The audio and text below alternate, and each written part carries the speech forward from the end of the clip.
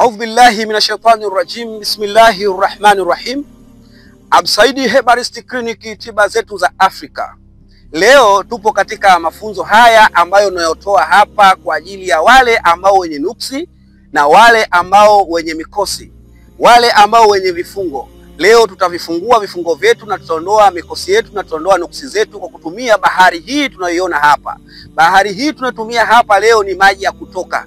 Maji ya kutoka, wewe mwanadamu ambao unaweza kuwa karibu na bahari, ukiwa baharini, maji haya unatumia vipi katika kujiondoa shida zako na mikosi yako na mambo yako yote, matatizo yako yote? Hii bahari ni bahari takatifu. Mungu ameijalia uwezo mkubwa. Kwenye kutoka kuna uwezo wake na kwenye kujaa kuna uwezo wake. Kwa hiyo leo tunazungumzia mambo ya kutoka. Unajitoa vipi nuksi ukiwa baharini, na unajitoa nuksi vipi ukiwa juu kupitia maji haya ya bahari ya kutoka? Tutaeleza leo kwanza kwa maji haya ambayo ya kutoka tunaosheana tukiwa hapa baharini. Nifuatilie ili uweze kujitambua na uweze kujisaidia. Wewe uliokuwa mganga mwenzangu na wewe uliokuwa sio mganga mwenzangu. Hii bahari ya kila mtu, na haya ninayotoa kila mtu pia ayatambue. Nifuatilie ili uweze kutambua tunafanya nini ili tuweze kujinasua. Tunaanza masomo yetu ifuatavyo kwa yale ambayo nilikuwa nimeeleza hapa. Kwanza, unipokuja nayo akiwa mtoto wa kiume ama mtoto wa kike, kwa maana nazungumzia mwanaume ama mwanamke. Mwanaume unipokuja nayo hapa ni lazima awe na nguo yake safi ambayo ya kuvaa yeye mwenyewe. Pili, uje na shuka yako iliyokuwa nyeupe mita 2 safi, kwa maana ni mpya. Unipokuja nayo hapa baharini ni lazima uhakikishe maji haya yanatoka.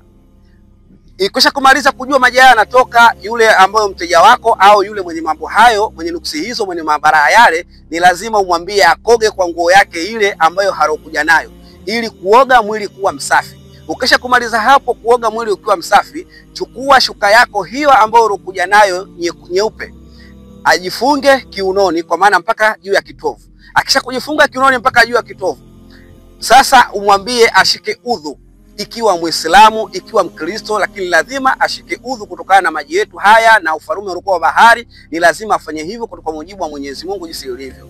Akesha kushika udhu, pale aniposhika udhu, sasa wewe unakuwa unamuelekezea baharini. Unapomwelekezea baharini, unamshika kichwa chake. Ukisha kumshika kichwa chake, kwa maana ya kumuomba Mwenyezi Mungu, nini kusudio lako ambalo lilokuleta hapa? Nini kusudio lako ambalo unataka kulifanya hapa? Ukisha kumaliza hapo, unamshika sikio la mkono wa kushoto, kwa maana kuelekeza wale farume zile ambazo za asili, kama za mama ama kama za baba, wale ndio wazazi. Unawaelezea nini unataka kufanya hapa, na katika utawala huu ambayo hausikani na masuala ya hayo ya asili au hausikani na masuala hayo ya juu, lakini ili kutaka radhi za wazee, ili mradi unaongea hayo.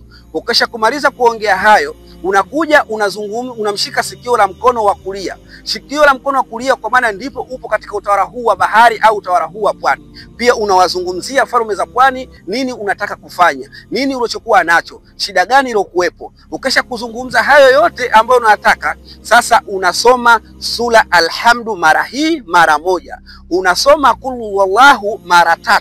Ukisoma Qul huwallahu mara 3, ukimaliza hapo unamswalia Mtume mara 10. Ukisha kumswalia Mtume mara 10, unachukua nazi yako unampa mgonjwa wako, na nazi hizo ambazo unazochukua zinakuwa nazi 3, lakini kwa hapo unachukua nazi yako kwanza moja, unampa yule mgonjwa wako au yule mwenye shida zake, ili unamwambia nuia unayoyataka. Baada ya kumaliza kumswalia Mtume mara 10, ananuia anichotaka, anazungumza anichotaka, yale ambayo yanomsibu. Ukimaliza hapo, utachukua ile nazi, utaiweka juu ya kichwa chake kwa kushika kwa mkono wako, utaigonga ile nazi kutumia panga, kutumia kisu, kutumia chuma, ili mradi ivunjike. Yale maji yakisha kuvunjika, utamwagia yeye kichwani kwake, alafu utamsogeza katika maji ya bahari kama kati, au yafike katika magoti, au yafike katika kiuno, au yafike katika kifua.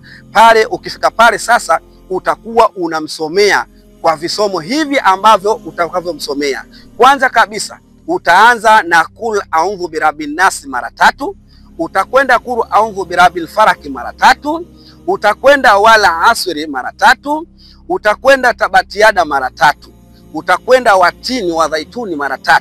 Ukisha kumaliza hapo, kila unaposoma utakuwa unamwagia maji. Huku unaposoma unamwagia maji. Pale unapomwagia maji, ikifika ile mara 3, Qul a'udhu bin nas mara 3, ukisha kumaliza utamwambia tena yeye atie nia. Akisha kutia nia, utamwambia azame kwa kwenda chini. Akisha kuzama kwenda chini atainuka. Akiinuka tena utamsomea hizo sura zingine 3 Qul a'udhu bil falaq. Ukimaliza utamwambia tia nia. Akishakutia nia utamwambia tena adhame. Akishakuzama atainuka. Utamsomea tena hizo wala asri mara 3.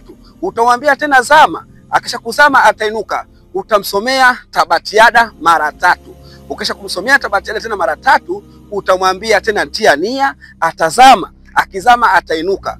Utamsomea tena watini wa zaituni mpaka ikifika asfara safirin, utamwambia atie tena nia zake, atazama, atainuka. Kwa hiyo ukimaliza hapo utakuwa tayari wewe umeshamuondoa matatizo hayo. Sura ziko nyingi sana za kumsomea mtu kama huyo, lakini hizi sura tunazosoma hapa ni sura ambazo ndio zinatakiwa kuondoa matatizo. Kwa kila sura ina maana yake, na hiyo maana ndio inaojenga kwa ajili ya kuondoa hapa matatizo. Zikiwa shari za kijini, zikiwa shari za kibinadamu, zikiwa husda za kijini, zikiwa husda za kibinadamu, zote utazipata katika sura hizo mbili ambazo Qul a'udhu bin nasi na Qul a'udhu bil falaq. Na kusafirisha mambo ndio utapata katika watini, kule ndio utasafirisha kila aina balaa. Tukisha kumaliza hapo sasa, utachukua nazi ya pili, utampa tena yeye atie nia zake kwa ajili ya kufungua vifungo, kwa ajili ya kufungua kila balaa. Ukisha kumaliza hapo, utavunja tena, utamwagia tena. Utamwambia asielekee baharini, aelekee juu. Kwa maana kielekea juu pale utasoma alam nashrah mara 7.